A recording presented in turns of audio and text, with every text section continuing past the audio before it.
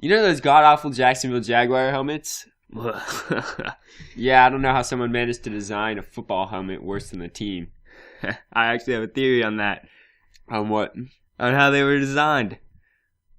Okay. There was this guy, and he was hired to do the painting of the Notre Dame Fighting Irish's locker room. While he's painting, he just couldn't help himself. He's there in the middle of the night by himself, and those helmets, those golden helmets, okay, they're sitting there, and he just can't help it. He has to get them out, and he lines them all up on the benches, and he starts taking pictures. He wants a better vantage point. He wants a picture that he can hang up in his lonely little living room. He gets up the lockers, on the lockers to get a better vantage point, and he slips, and black paint goes everywhere, and it gets all over the front of the helmets. The front of the helmets only. Yeah, just the front. So the boss man, he comes in, and the painter, he's scared because he just spilled black paint all over those golden helmets. He's gonna get fired. He's gonna get sent to jail. The boss man, he says, it's okay.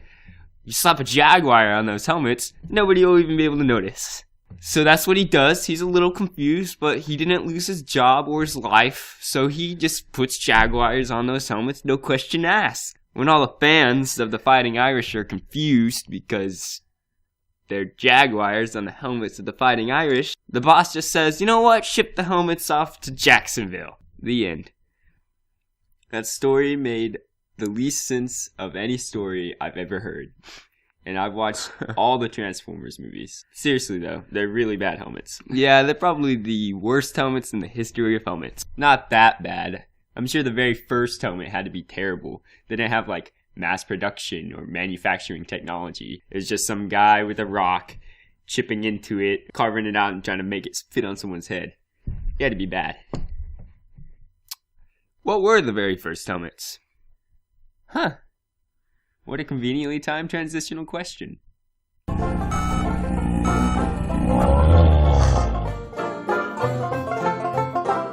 The first helmets, of course, weren't made for a subpar football team. They were made for combat. Assyrians first wore the helmets a long, long time ago. No, a longer time ago. Keep going. Keep going. What? No. The helmets date back to around 900 BC. The word helmet comes from medieval times, when helm just meant any kind of protective combat headgear. Ancient military helmets were made from bronze, iron, and steel. Styles always change as time passes, and helmets are no exception. Greece and Rome each had several styles come and go, including the Corinthian. Popular among ugly Greek warriors for its face-covering property, that one's more of an inference than a fact. The Galea, known for its horsehair or feather plume, and often worn by gladiators, and eventually the more open Chalcidians in simple cap-like pillows. If you tell someone to picture a helmet, they'll say, why, that's such a random thing to... Then you'll cut them off with a just do it! And they'll picture the classic great helm, armet, or, if they're either Japanese or odd, the extremely intimidating kabuto. So why did you tell me to? All of the helmets mentioned so far sprang from the need to survive in a fight. But when guns came about, wars like the American Revolution were fought without any helmets at all. People figured, helmets that can't stop bullets are just weighing me down, so I might as well just go into battle with my styling hat on. For a brief period of time, helmets such as the pith were only created for non-battlefield purposes. But, come World War I, the advancement of combat helmets became relevant once again, thanks in large part to the dangers of shrapnel. The French came up with the first modernized steel helmet, called the Adrian, and the English developed Brodie's. No, not Brownies, those developed long after World War I. Brodie's, which were named after the creator, John Brodie. Brodie's were also called Tommy helmets, tin hats, doughboys, dishpan hats, Kelly helmets, stall helm, wash basin, and last but not least, salad, which, if you can pronounce it right, means salad bowl. Variants of these helmets are used for different military positions, and flight helmets were even developed for aircrew members. Obviously, there have been many more wars since the Great War: World War II, the Korean War, the Vietnam War, Star Wars. And with each new war came new war helmets. Today's combat helmets are made of Kevlar, have Picatinny rails for night vision goggles or cameras, and usually have some sort of camouflage. So as it turns out, the answer to Edwin Starr's question, what is war good for, is actually awesome helmets. Outside of war, helmets have been implemented in several ways. Anytime people might need to protect their head, they made a helmet. Most of these new helmets came out in the 20th century. Jobs like welding, construction, and firefighting would suck without helmets, and things like deep-sea diving and astronauting would be impossible. Unless, of course, you don't need oxygen to stay alive. In sports, when hockey players of the NHL were first told, "You guys should probably wear helmets," they said, "Ha, yeah, right."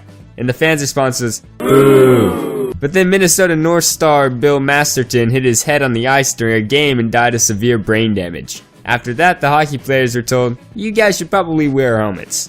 And they and the fans responded a bit differently. Helmets became officially mandatory in 1979. The NFL took to helmets from the get-go, with leather football helmets coming out in the 1920s, followed by Riddell-manufactured plastic helmets in 1938. By the 50s, most players were donning helmets with face masks, after headgear was declared mandatory in the 40s. The 40s was also when players in the MLB started wearing helmets, and the sports of car and horse racing got decent helmets in the 50s. Cyclists wore hairnet helmets until the cycling trend picked up in the 1970s, prompting Bell Sports to make a new helmet made out of polystyrene foam and polycarbonate plastic.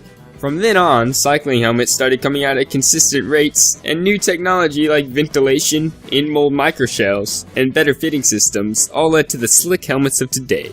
Other sports with helmets include rock climbing, kayaking, lacrosse, BMX and skateboarding, cricket, and most air sports. While we're listing things, here's a list for you from an entirely different realm of helmets, the realm of fiction. There's Darth Vader, Judge Dredd, Iron Man, Stormtroopers, Rebels, Master Chief, Speed Racer, Predator, Star-Lord, Captain Falcon, Power Ranger, Shao Kahn, Mojo Jojo, Mega Man, Magneto, Samus, these two, Cyberman, Tron, some Bad Piggies, Gimli, Ant-Man, Minecraft Steve, depending on what he's up to, and so many more. Whether it's war, the workforce, sports, or Halo, I think it's safe to say that helmets are truly the one thing that keep us all from losing our heads.